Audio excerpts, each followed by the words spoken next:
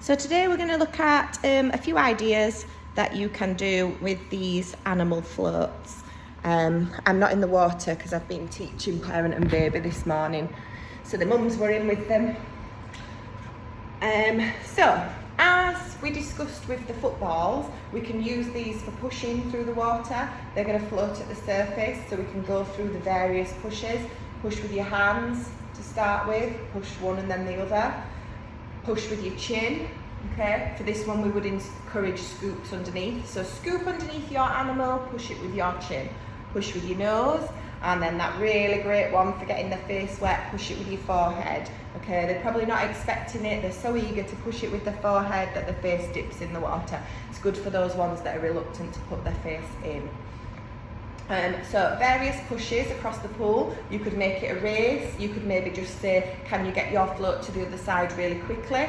These do stick on most of our pool walls. So I'll just show you here, this star, I'm going to stick it to the wall there. So you just need to wet it and it sticks to the side. So it could always be, push your animal across to the other side. Can you stick it to the wall and come back? They can scoot back or they can kick on their back, okay? One of my absolute favourite things to do with these floats is to get a toy and pop it on top. So each child has got an animal float and a toy on top. And I say to them, we're going to be magic, and we're going to take the toy across the pool on the float without touching it, okay? And they're all very excited as to how we're going to do this. So this floats in front of them, and they're going to use their scooping hands, one and then the other, underneath the float. The propulsion from them swimming forwards pushes the float along.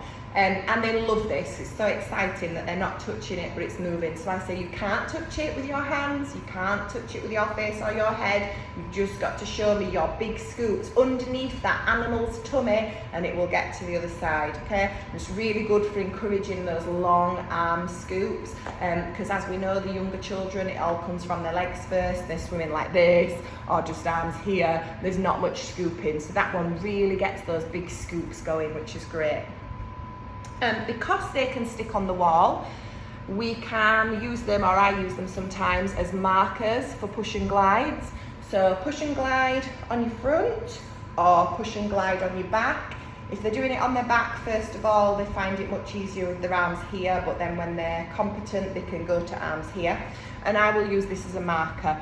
So for example, Fred, push and glide on your front, see how far you can get. Fred, you're the hedgehog. So wherever Fred gets to, I mark it with the hedgehog, and then Fred swims back to the wall. Sam, see how far you can glide? We mark it with the star. Okay, so now we've got a few animals along the pool side, and the kids all know which animal they are and how far they got. We make this a competition with themselves though, so it's not a competition to see who can push and glide the furthest.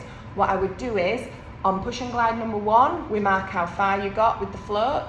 On push and glide number 2, can you beat your own score? So it's a competition against yourself, okay? So they're going to see, this time, John, can you get all the way past that crab? Can you get further than last time? And I talk about body positioning, driving off the wall more with their legs. Can you squeeze your arms in tighter so you glide through the water? Can you stay still for longer? Those sorts of things, and see if they can beat it. Often children get to a similar point, in which case I would say, well done, you did your best the first time. And those children that beat it are happy anyway.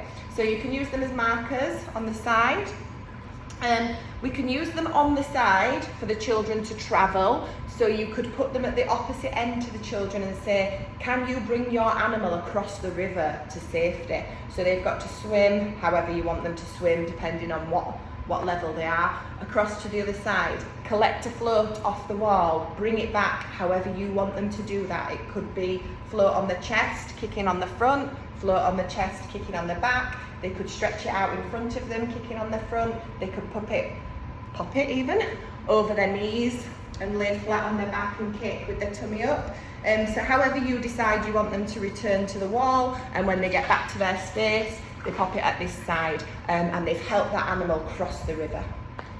We can rescue the animal, so rescue the animal from the sea, rescue them from an island, I don't know, wherever you want to go with it, rescue them from somewhere. So we pop the floats in the pool. I would just do 3 or 2 at a time, depending on how you're swimming in the waves. So I would say, Sam, you're going to rescue the crab. John, you're going to rescue the star. Mark, you're going to rescue the hedgehog. And then they swim out, so scooping and kicking, or front crawl, breaststroke, however you want them to swim, stage specific. Grab the float, and we've got rotation here. So once they've grabbed the float, I want them to roll their body onto their back. They're going to cuddle the animal, keep them nice and safe, and kick your legs really fast back to the side. So we're rescuing the float. Just be mindful, if they are swimming with a float like this, it is quite difficult with your head above the water and with armbands either side, especially if you've got 3 and 3. So I don't particularly like this practice unless they're putting their face in the water, okay? And if they're happy to put their face in the water, it's going to help them to be more horizontal at the surface. They need to be lifting their head up to breathe, because in this position it's very difficult to breathe to the side. There's not much rotation in the shoulders and the arm is in the way, okay? So if they're doing this one, face in and up, okay? That helps. If anybody's got any other ideas, then please do share these. I'll do them in another video, but these are so fun. Everybody likes them, lots of things to do with them.